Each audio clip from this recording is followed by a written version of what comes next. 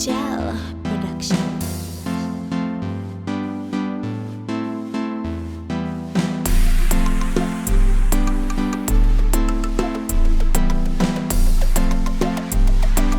Welcome to Creative Excellence. I am your host, Davina Lee, and we are coming to you from the studios of the Government Information Service. We have a super exciting program lined up for you today. The GIS studio is all decked out with an actual runway, and that is because my guest today is a fashion designer, a media personality, a former youth parliamentarian, a youth advocate, and a member of the GIS family. I am super excited to welcome Ms. Herma Demacque to Creative Excellence. Hi. Herma. Thank you. It's a pleasure to be here today. Okay, how does it feel to be interviewed? Because you're always the one interviewing. Let me tell you, it's always, I think that's the most difficult position somebody can put me in, because I think I've gotten so used to asking the questions that putting me in the chair, it takes a little. Okay. Well, if you ever watched Creative Excellence, and I hope you have. I have. One of the first questions I ask all guests is, what do you call yourself? Because in the intro, I said you're a youth advocate, a former youth parliamentarian, a media personality. What do you call yourself? Herma. But more so a creative. I think that encompasses not only what I do now, but all my future endeavors, all the things that I would like to take on. Yeah, a creative. Also a writer, so you would say a creative. Yes. Okay, so today we're talking about fashion mainly, but we're talking about you as a creative. But would you say that fashion is your passion? Would you say that? I think so. I mean, I would not say it with those words, but right. I've tried to run away from it.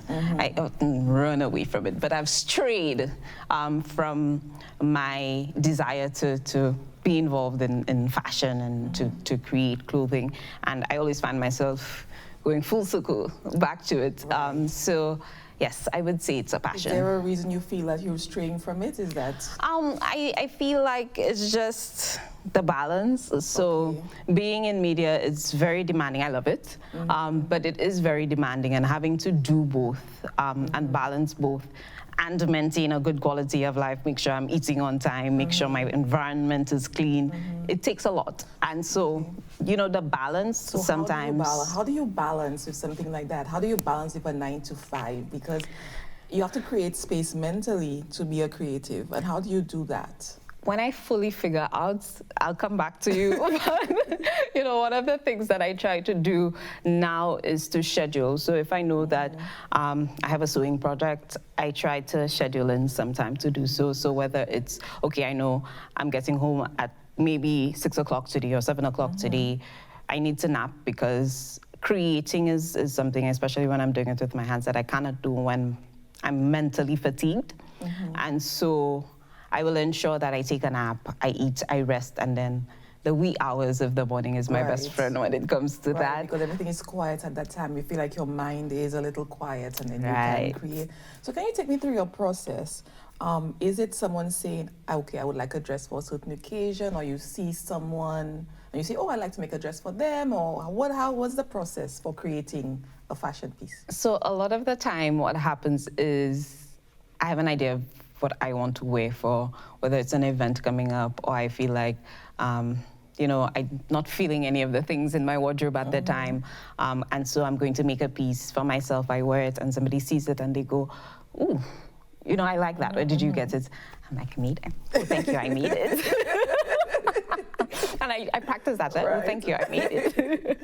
And, you know, they would ask for something similar. It happens a lot with my jewelry, my earrings. Like what you're wearing right now? Like what I'm wearing So tell me right about now. the process to create this piece. Can you just like pull your hair back so the camera can catch it? Sure. Yeah, so in creating this, I actually have a tutorial on my YouTube channel. Can you give us your YouTube? Herma D. Just type in Herma D, you should get it. As to how to create a tassel, because these are just layered tassels. So if you can create one, basically you can create just about any variation of it. But it's selecting the thread, the consistency of the thread, so how big you want it, how small you want it, and then just putting it together. Okay. But generally, my process for fashion designing would be inspiration. So sometimes, and for, you said there was a runway. So the pieces that we're going to see today, it started with the jewelry. So I created the jewelry first, and then I created pieces that could pair well with them. So it starts with the inspiration. Okay. So a question, because we spoke a little earlier about the balance. What I want to know is, do you have any guilt? Do you feel guilty that sometimes the 9 to 5, or as sometimes at GIS, sometimes it's a 5 a.m. to 9 p.m. Sometimes, do you feel that it's taking you away from your passion? Do you feel guilt about that? You know, that's a great question, because a lot of the time, people ask me if media, when they hear I'm in media, they go, oh, so is that what you've always wanted to do? Right. And one of the things that I've always wanted to do is to be a storyteller. I love stories, absolutely love stories, and I feel like media allows me to do that. And getting into media, the connection with people and how much you learn from the people that you communicate with is something that I don't want to lose. Right. So no, I do not feel guilty, but I do feel like I need to give more energy to the passion as well. Right. And I call fashion designing a passion because I feel like my development in media also, I'm passionate about that. So it's not like media is just the 9 to 5. Just the 9 to 5, right? As much as it's, so let's put it this way. The 9 to 5, and as much as I love working for GIS, love working for GIS, I love it. I think what I can see myself doing is evolving to a place where I can control, you know, majority of my time. So whether, yes, I'm still doing media, but Herma Demacque, media and designing. Yes. You see, just merging, being able to merge the two, so I could better manage my time. So do you feel that your creativity, the passion for, I guess, all things creative, how does it help your 9 to 5?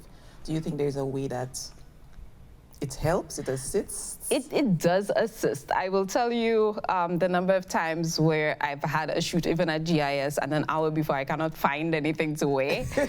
And so I'm like, and I stockpile fabric. Like people shop for clothes, that's the way I shop for fabric. So I will see something, I'm like, oh, and I will grab it and have no idea what I'm going to do with it. So I go into the pile an hour before I create something. And most times the finishing on the inside, when I'm sewing for myself, the finishing on the, don't look at the inside for myself. But you know, it definitely helps in ensuring that I'm always wearing something. And another thing too is sometimes you get overwhelmed, maybe with the day, maybe you've had a long day. The creating aspect, getting hands-on is a great way for me to distress as well. So it's like almost like a therapy too. It's therapeutic, yes. Okay, so what we're going to do right now, we're going to take a look at some photos of Herma's work, because let me tell you, the fashion show is coming down a little later, but let's take a look at some of Herma's designs. Killer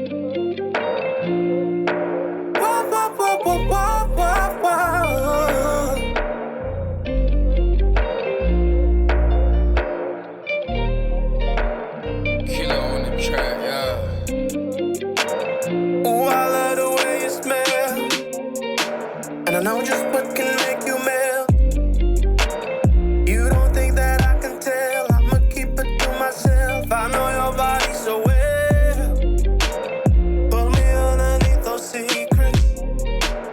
Take me where your water's deepest. I love the way that you reveal it. All the realness, all the sweetness, yeah.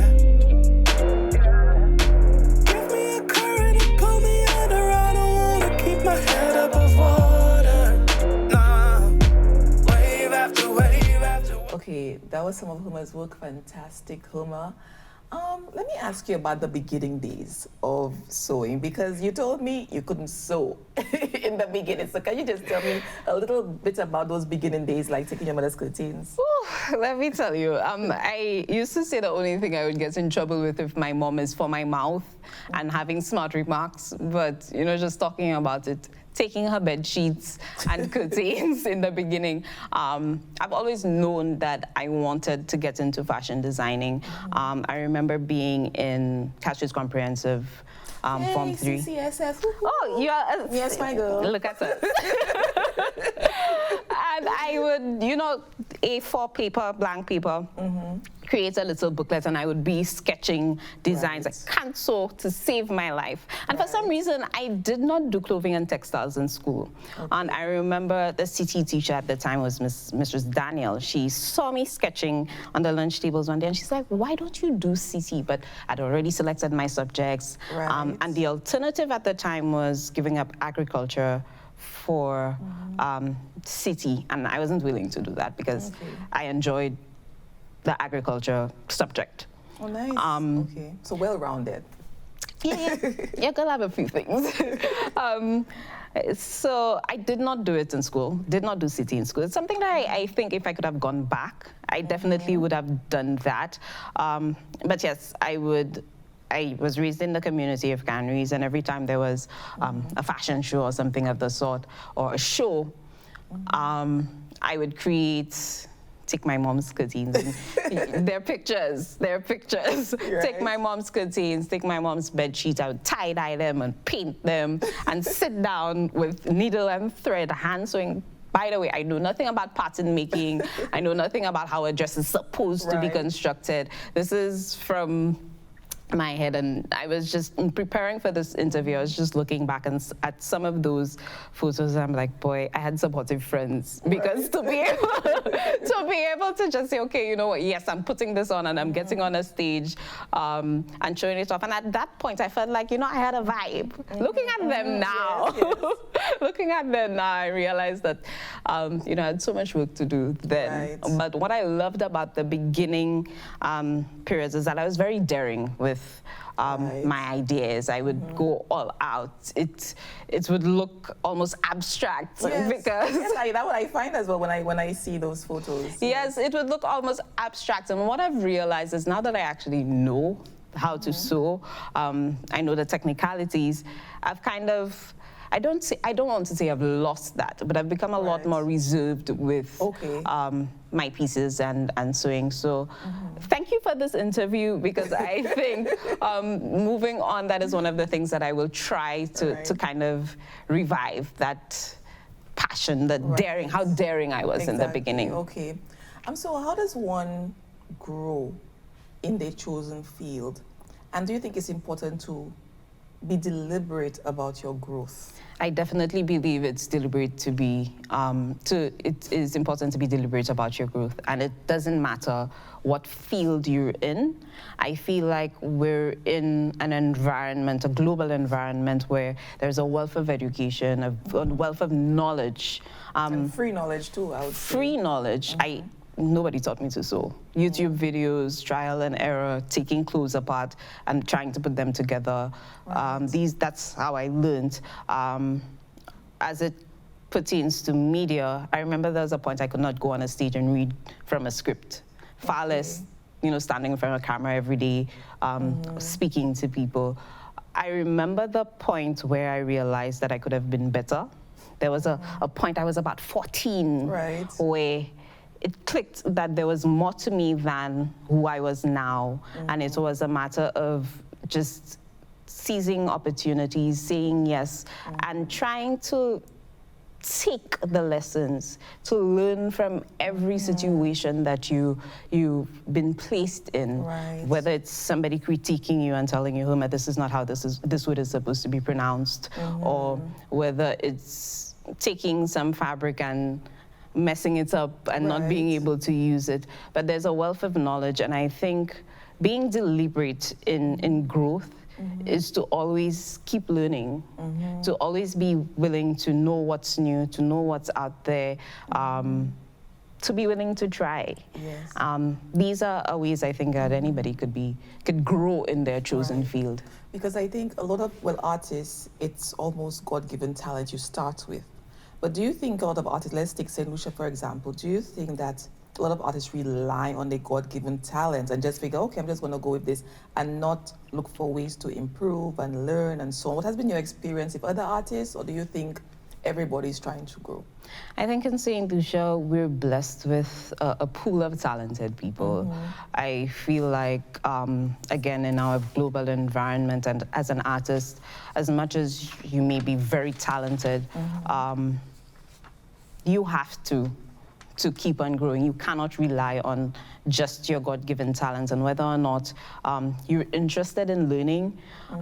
Our fast-paced environment, what the internet has created, the global community, it forces you, if you do want to be successful in your field, whatever success means to you, whether it's portraying your art or whether it's commercializing your art, it forces you to learn. Right. If you want to remain relevant, if you want to be seen, it forces you to learn. And I think that's one of the things that within the St. Lucian context that you see, that's what sets artists apart. So you could look at somebody's work and you can see somebody who has talent, but that may need, you know, just like to work on it, and you can see the people who are constantly learning, who are constantly trying to update their craft, who are staying up to date with you know, what the new trends are. And it's not always about following the trends, but knowing what's out there and applying it to what best suits you as an artist. Yeah, okay. Now, in terms of our fashion industry in St. Lucia, what, like we call it an industry, what are your views on the business aspect of that? People are artists, yes, we make this, we make that. But the business aspect, what are your views on how fashion as a business in St. Lucia is going? Okay, that question, make sure she's politically correct in responding to this. We're free to talk right now. I think that we're very young in our industry when it comes to fashion, and we do have a lot of people who are practitioners. But practitioners on an individual basis. So there are so many talented designers in St. Lucia. There are so many seamstresses who have their craft on point. There are so many people who maybe just have the eye, so they're designers and they may not necessarily have the know-how as to how to sew, which is fine. I think when it comes to business and the business of fashion, if it's something that you want to get into, you need to think of it not only from the St. Lucian context, but the Caribbean, the world. And again, we have the opportunities to be able to meet that expanse, but we need a foundation. I think it's important to have a foundation, because when you think of fashion, you may think of just the local designers doing their thing, but it's every single speculator store, it's every single boutique, it's every person, every clothing store. That is who you're going up against. And I think when you think of business of fashion, it's so important that if you are going to go into it commercially, that you think of the environmental impact as well. Okay. Because our world is just so fast-paced.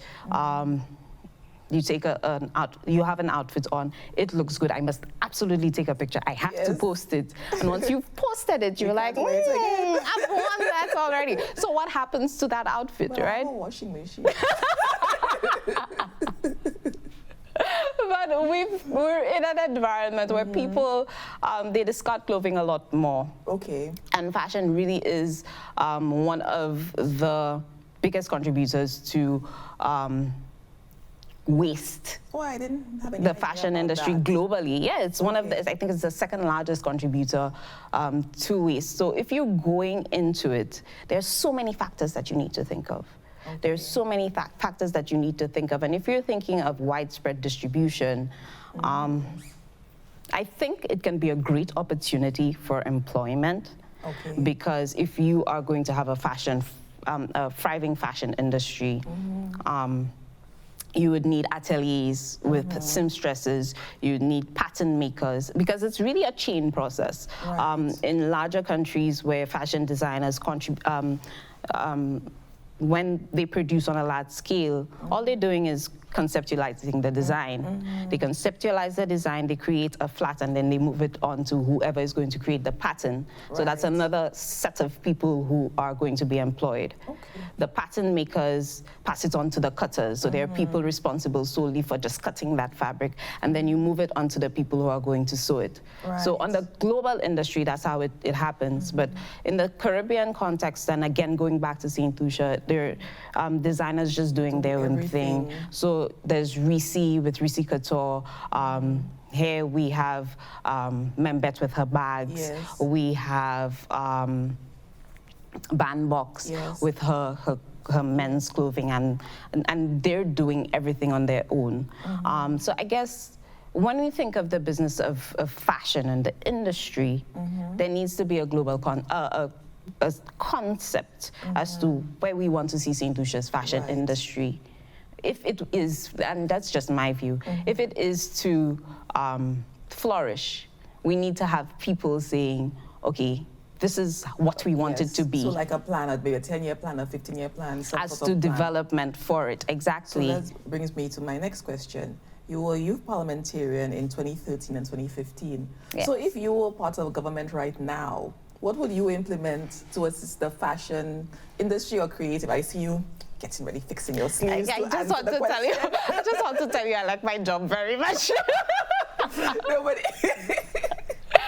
if I were a part of government right now, and I have to tell you, as much as I think government, it's important for government to create the right policies to allow growth of our various industries. I don't think it's completely up to government to be able to do it. So, you know, we have the Fashion Council of St. Lucia coming up. I think it's a great first step to be able to consolidate our fashion designers.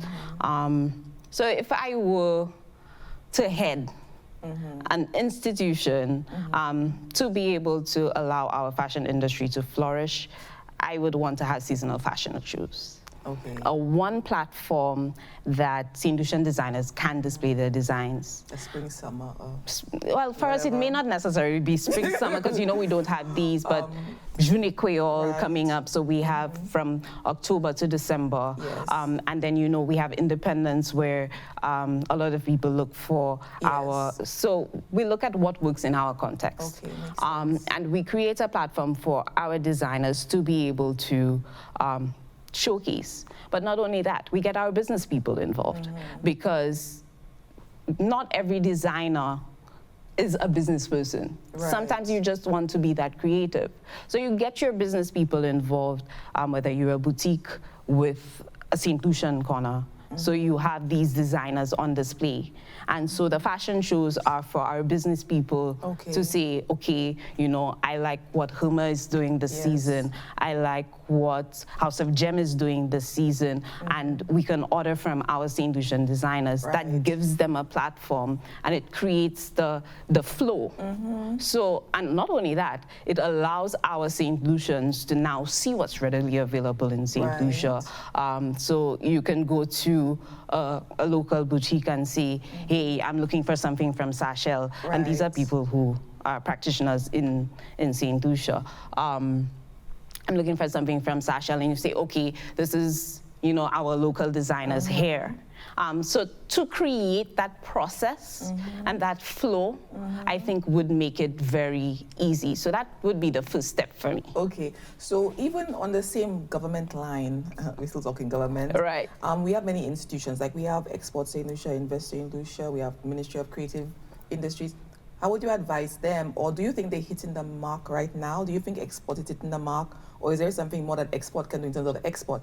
Or Invest St. Lucia in terms of investing in local creatives? Again, I think the opportunities are there for our designers and our creatives to be able to go to exports and say, hey, I would like my product exported. But before you can do that, you need to look at development of the product. Yes. You need to have the person seeing the opportunity, saying, okay, I can invest in my business, this much in my business, because the market is there for it and the opportunity is there for it. So again, I think before our designers can go to Export St. Lucia, because I think Export St. Lucia has the avenues down. If you have the product and there's a market for your product, then you can go to Export St. Lucia and they can facilitate the process, from what I understand.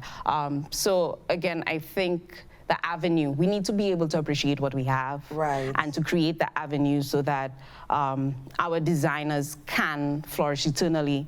And so people out there can say, hey, I see St. Lucia has these big designers, and that demand can grow. Yes. And when that demand grows, then, you know, export can go from there. I think Ministry of Commerce with the Love St. Lucia campaign. Yes. If the Love St. Lucia campaign can tie in very well with our fashion industry, and we can get our people excited about wearing what is St. Lucia, then it would be very possible for that to happen. But again, we need to create. I think what the problem is that we have a lot of people doing great things in pockets. But we need to start creating those linkages, how Love St. Lucia ties their campaign to get St. Lucians interested into, okay, we're doing this until we can get to Export St. Lucia. And Export St. Lucia says, okay, you know, we're going to take the battle from there and, you know, work with Invest St. Lucia to have people invest in St. Lucia's fashion industry. So we have all the right things in place. I think it's the linkages that we need to start making in order to make the machine function. Okay, and like I mentioned before we got to that question, that you were a youth parliamentarian 2015, 2013. Did it give you a view on governance? Have you ever thought like, well, I would love to be in government. I would love to, you know, be an MP or a senator, or what did that what was that experience like? I'm hoping that we cannot go back to my my youth parliamentarian days, because I know. Oh my! One of the things it showed me is that I don't think I should venture into politics at all, as much as I like the debating. I get passionate when it comes to these things, overly passionate. I remember my youth parliamentarian days. I don't know, no. When it comes to government, I don't think, no, it's not for me. Not for me, and not because I don't think it's something that I would be good at or something that I'd be willing to do. I just feel like, you know, when you envision something, and you can see it working, but then there's so many other factors that come into place. So I don't know if I'm a very good team player when it's not going my way. I don't think I'm a very good team player when it's not going my way, and that's not to say that I think I'm always right. I just feel like sometimes you see things that are just blatantly wrong, and because you're in the minority, you can't do much about it. Okay, she's throwing her hands up. It's not for me. It's not for me. It's not for me. So you, like I said, youth parliamentarian. You were part of the Canneries Youth and Sports Council. Yes. You've been a youth advocate and so on. How do you think being part of these clubs or organizations help you grow as a person and even help your creative endeavors? Okay, that's a great question. And just to fully answer your question prior to as to what Youth Parliament taught me is, again, it was a great platform for development for me. Not only my public speaking, but to be able to deduce, to be able to formulate ideas and thoughts, to be able to openly take criticism because the opposition really is trying to take apart your speech to try and figure out what is wrong. So you were in the ruling party? Yes, I was in government. I was in government, and I remember, I think it was my 2015 speech. I took time and I prepared and I found, I researched, and I remember Zachary Hippolyte giving a big shout out, who was doing it at the time, was leader of the opposition at the time. And there was one thing in my opening where I said something about employment may lead to something, and he took it apart. And he tried to take it apart, and I remember I was just so angry that I did not get up and say, on a point of order, Zachary. I mean, member for such and such. Exactly. Yes, member for such and such. I remember being so mad that I did not do it, but I would encourage any young person to take advantage of the opportunity, whether or not you think you're ready, because the Ministry of Youth Development and Sports, they put in so much effort in training these youth parliamentarians, and not only when it comes to speech, but ensuring that you know the parliament procedures, ensuring that your decorum in the house is and just knowing that, I think, is important. Right. So it's a great developmental opportunity, and these are some of the things that I took from it. How youth development and being involved in the youth movement on a whole, I think that made me a well-rounded individual, because, again, that is where, for me, at 14, remember I said, I remember feeling like there's more to me. Yes. That was through engaging with people in my community that were able to help me grow. And getting to a point where you can also impart that knowledge. That's how communities grow. That's how countries grow, to be able to learn from people and to be able to impart that knowledge. And there's one story that always sticks with me, and I think that is why, the story of one starfish, a little boy on the beach, throwing starfish into the water, a man coming to him and saying, that doesn't make sense. There are starfish across the beach. Throwing one into the water doesn't make a difference. And he says, well, it made a difference to that starfish. Right. And I think that's really what it is, finding one person who can impart knowledge to you, and you taking that knowledge and helping somebody else. It helps the growth cycle. And a lot of the lessons that I've learned through youth development, patience, dealing with different personalities, elocution, taking advantage of opportunities, that I apply into my creative life as well. Because it takes a lot of patience dealing with customers, I will tell you.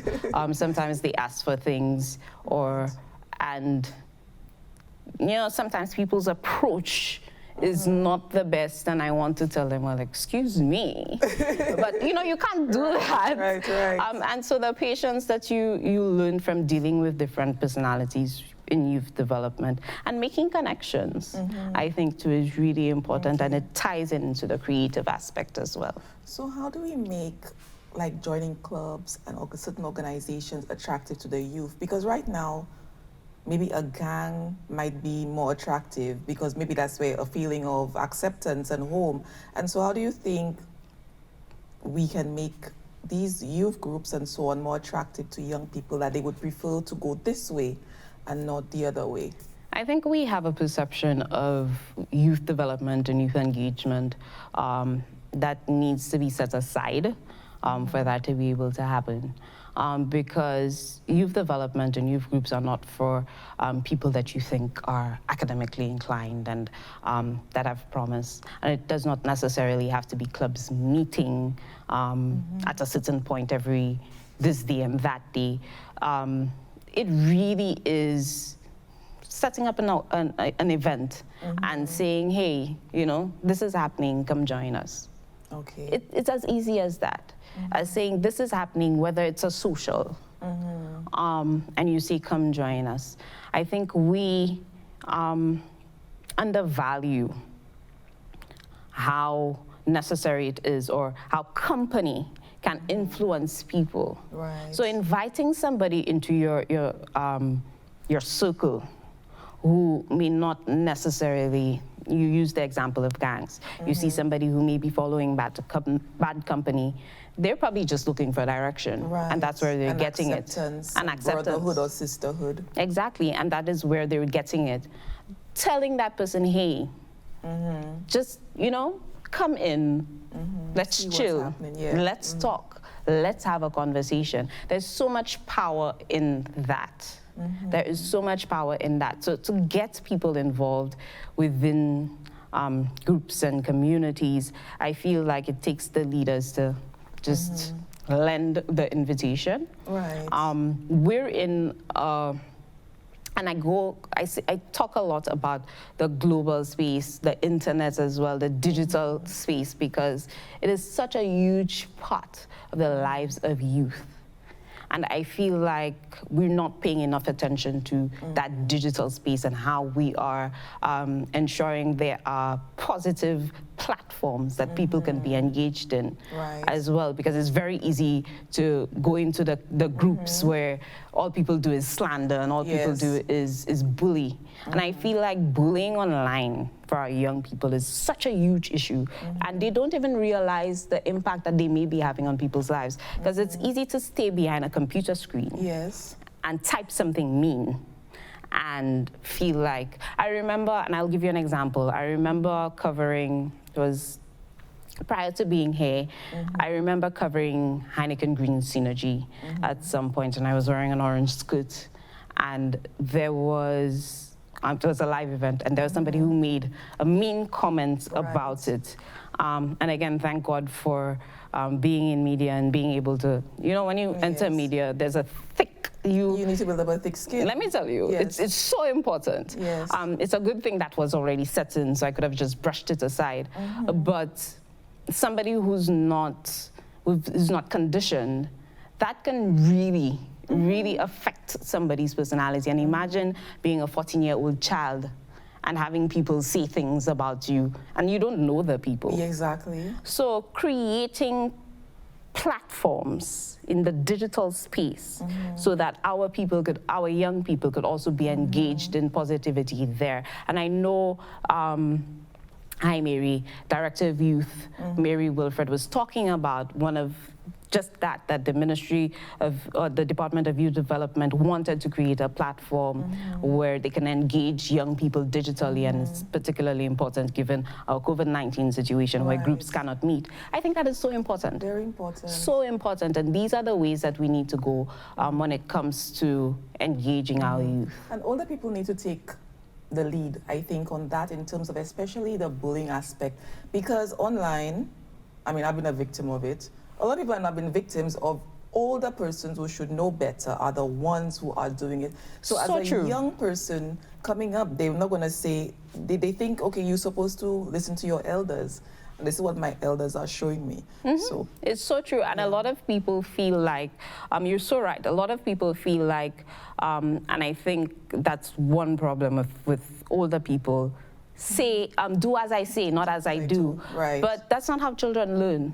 They will see what you do, and sometimes your mind is set on not becoming the person who raised you, or not taking in, the negative attributes, but then you find yourself doing it. Right. I remember quarreling with my mom about having plants. And she was just always in plants. And why are you always in plants? And it's always about watering the plants.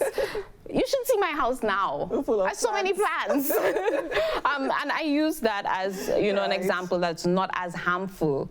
But you become the people who raise you. And you do need to make... see the people around you. Exactly. So you need to make a concerted effort to be...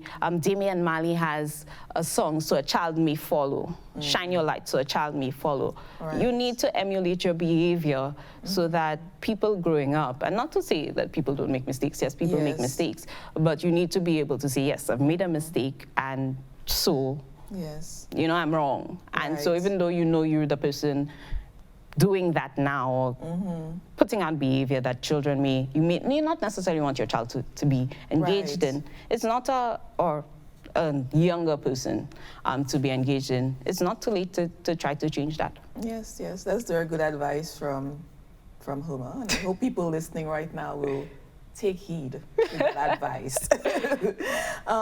Just switching up a little, how would you advise a young person who wants to come into the creative space, not just fashion, and if you had one piece of advice to give? Don't listen to the naysayers, follow your passion. Do it.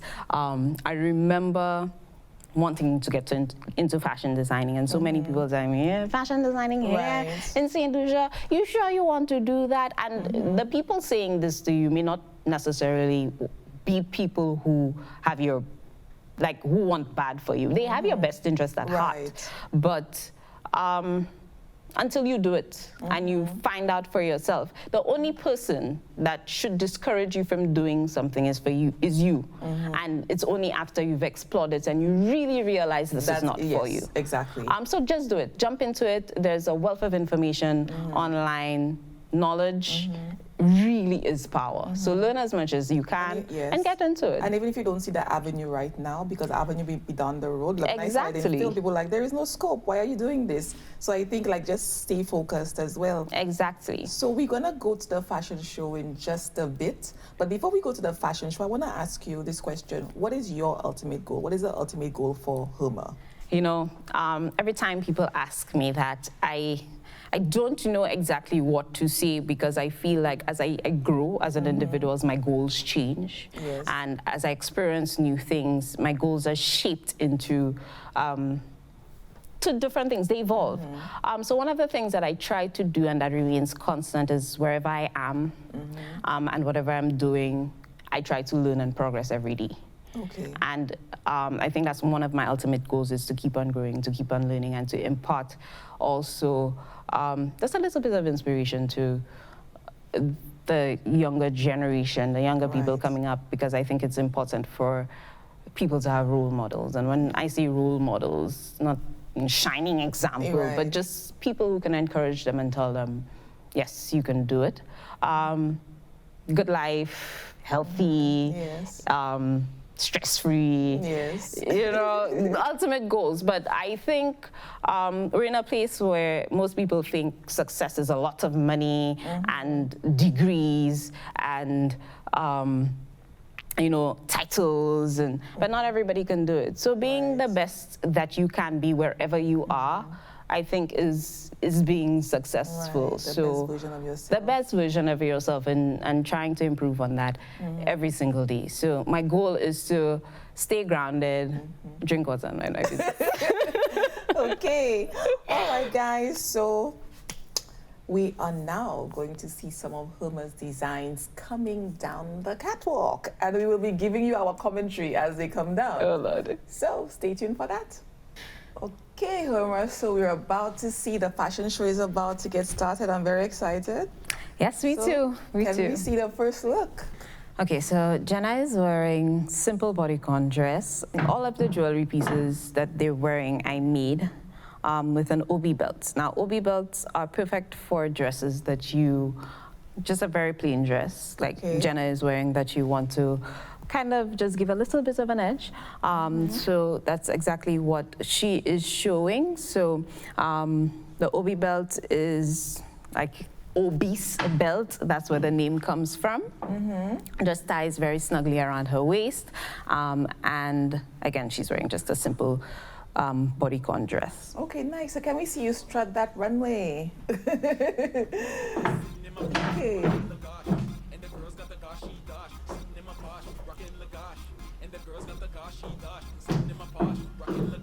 Very nice piece, very nice. I'm really loving the necklace. Look at the entire outfit, the belts, the dress, everything. Lovely. Good job. That was Jenna. So let's talk about that. So if somebody wanted a piece like that, what's the name of the piece that we could tell them we want? They could just ask for a bodycon dress with an obi belt. Dress, nice. Okay, Herma, I'd like a bodycon dress.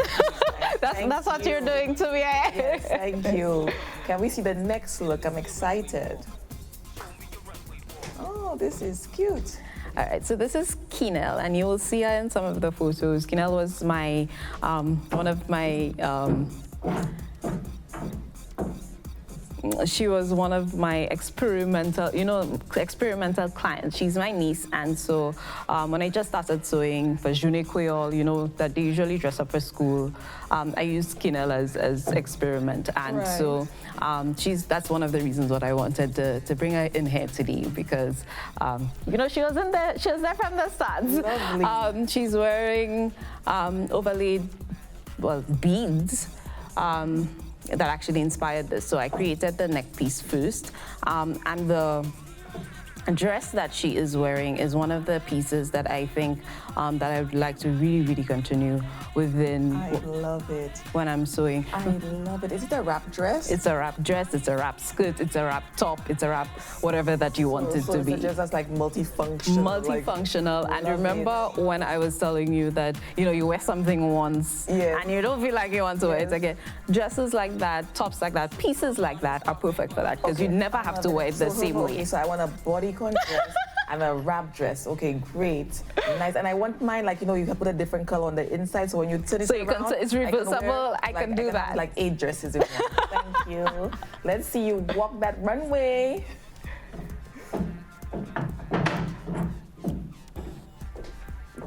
Nice. I love it. I love it so much.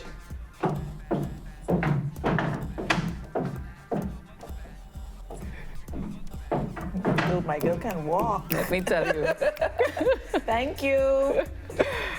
Okay, nice. Okay, this is one of I thought the first one was it's my favorite, even though it was the first. But I'm seeing the second, I'm like, oh my gosh, okay. That's your favorite. That might stay your favorite. You can fit me that exactly. Well, you can actually wear this as a skirt, And I mean as a dress.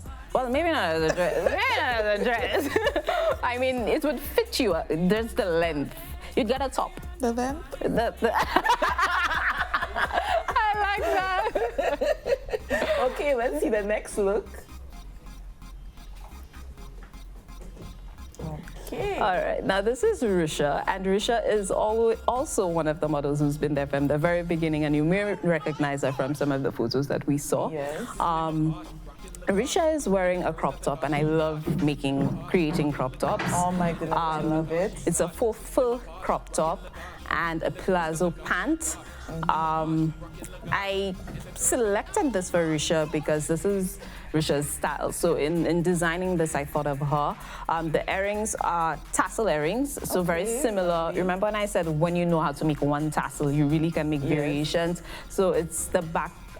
You started similar to the ones that I'm wearing, but I used a different type of thread to make it softer and more structured. Lovely. And fit very well with that outfit. I love it. Nice.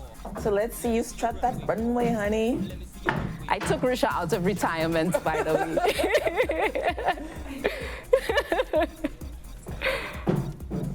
Lucia has actually represented Canaries in a number of Carnival Queen shows. Nice. She's Miss Canary. She's won also, I think, Super Carnival Queen as well. Nice. So she has that crown. Thank you.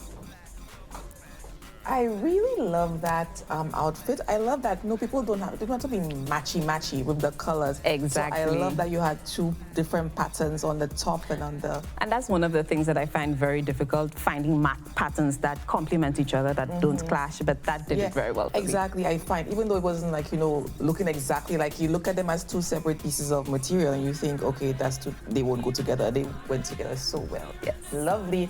Next outfit. Okay. And now we have Rocher, also one of Canaries' queens. Queenie. She represented Canaries two years ago, I think, in Miss Independence. And she is wearing a sheath dress, one shoulder. It's a dress, it's not like an asymmetrical dress. And I love this because this is also one of the pieces that you can wear in many ways. Oh, really? So you can wear it off shoulder. You could also, if she removes, I don't want her to do that now, but if she removes the band, it becomes, just a loose fitting type of dress as well. I absolutely love it. I love dresses like that. It's very flattering to her figure, but I love can we see the back? I love it. It's okay. Okay, that's my other one. Thank you. You realize you've asked for everything so far. And I know this one can fit me. Yes, that one definitely. It can fit you for sure. And her neck piece actually was one of the things that inspired the dress. So I made the earrings and the neck piece first. Oh, wow. And then I figured, you know, if I were to wear that, what would I want to wear it with? I love the neck piece. So that's where. Gorgeous. Lovely. So that's where the dress came from. What's the material of the neck piece? That's pearls. Oh, Pearls. okay. They're just different types of pearls. That. Herma, can you just like? Okay, listen. I'm not okay. So You just want everything. leave it. Just leave it. Darling, when you're leaving, just take it off and just put it on my desk. Thank you. I think I promised it to her, yeah, but we'll see. Okay. We'll see. Nice. Okay, let us see you walk that runway. That's your shape. I thought it important to use a lot of the girls that we used today are from canneries. Nice. And I thought it's important because it was really my background is where I started. And again, I think it's always great to showcase talent and the talent that's present. The talent and beauty from canneries. There we go. Thank you. Okay, I think I'm becoming like monotonous now saying I really loved it. But I actually really did. This one, it's simple and it's elegant. Right. I and love it's that. exactly what I was going for with this one. It is sexy. It has, like, you know, it's all in one. Now, the last piece, now you've asked for everything so far. Yeah. The last piece is, again, I like to think of being multifunctional when I design. So Cherise, not from canneries, but always admired this young lady. She is wearing a dress that I would put a jacket on, come to work, take it off, go out to dinner. Drinks and dinner after. Exactly. And this is made out of satin, bridal satin. Lovely. And with bridal satin, I find it's tricky to be able to design it and make it multifunctional. And to make it look luxurious as well. I think when working with satin, that's also a trick. So I added some pockets to this dress. Just to be able to make it flirty, to make it fun. Girls love pockets. Exactly. I love the shimmer of this dress, and again with bridal satin, as the name suggests, they usually use it in bridesmaids' dresses and things of the sort. But I loved how it fits with the silhouette, and again, this dress, the earrings were what inspired it. So I made the earrings prior to. Yeah, so all the jewelry pieces that they were wearing were made by me. Did you promise those earrings as well? I told them take what they want. Oh my goodness, can I take what I want? I love it. Okay, I love the neckline. Can you tell us about the neckline? So the neckline is one that I went with, and I think it's important to be able to give women options when it comes with their clothing. So it's adjustable in terms of how low she would want to wear it, how high she would want to wear it.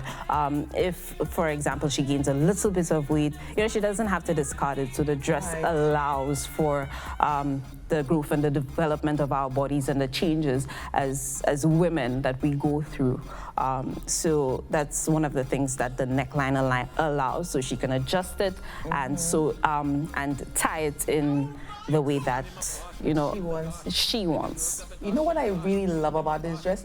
The pockets. Yeah, me too. That was my favorite part. Now, fun fact, I had a little bit of anxiety about pockets. So this is the very first piece that I made with pockets. Are you serious? Very, very first piece. Well, that's a perfect pocket.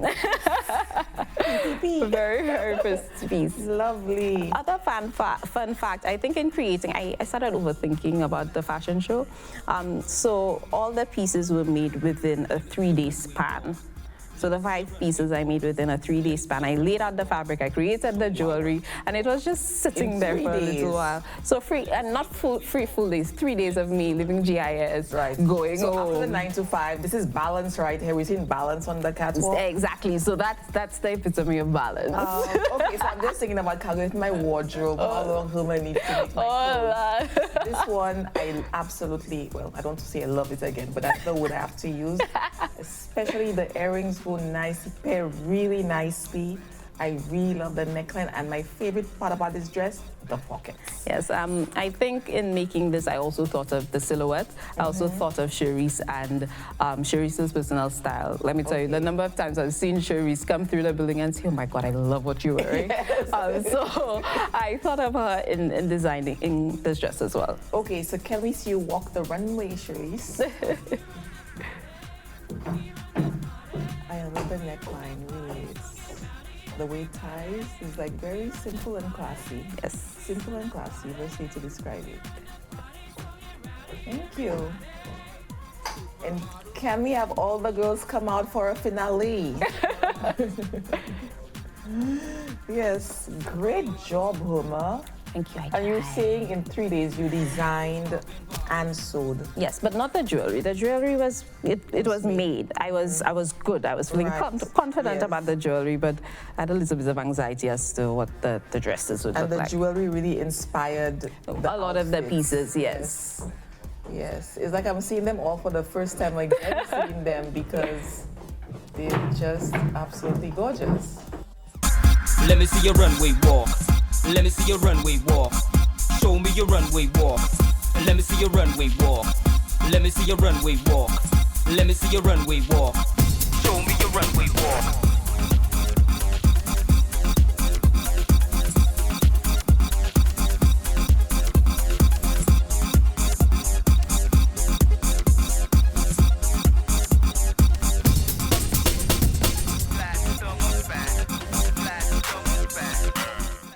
Great job, ladies.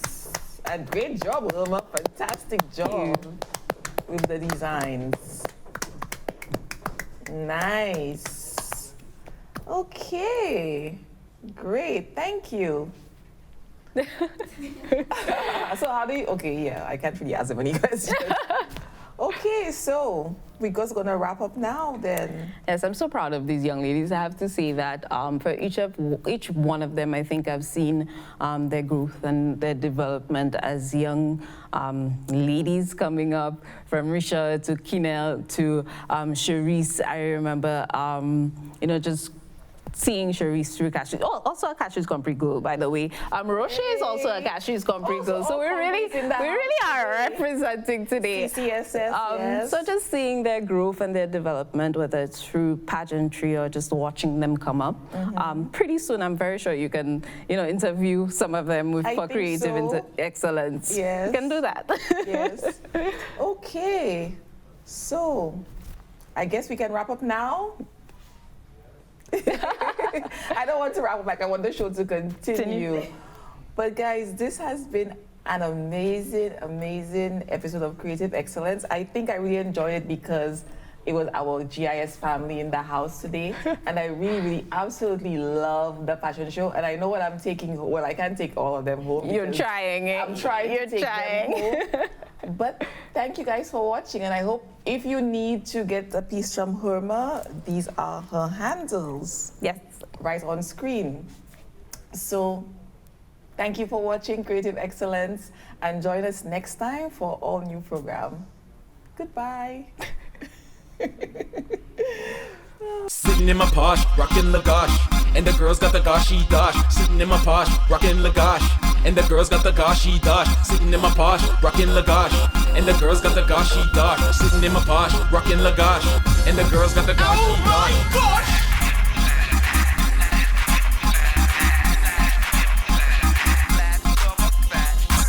Let me see your runway walk. Let me see your runway walk.